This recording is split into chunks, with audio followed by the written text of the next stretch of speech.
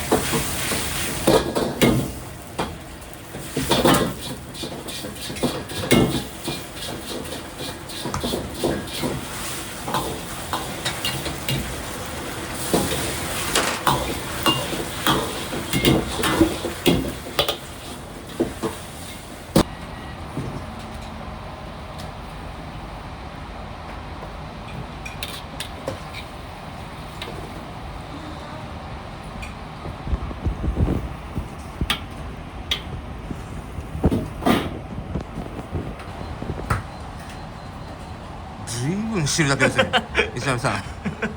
ちょっとこんな予定じゃなかったですけどね。これ浜田県のエビチリ？そうですね。町中華の方じゃないのこれ。いや正解です。これはビジュアルが町中華じゃないんですかこれ。そっち寄せたいるよね完全に。正解です。正解なの？ピャオシャンの井桁さんの食べたかった。食べたいですね。美味しいんだよな。うまそうじゃないですか。でもうまそう、ちょっとうまそう。チャーハンがうまそうなのかこれ。このチャーハン美味しそうなチャーハンだな。うまそううまそそう。ういい。すっげえうまそう。ほんでこういう感じ？あいいですね。汁だけ？あこれあえての汁だけ？そうです。そうですよね。いただきます。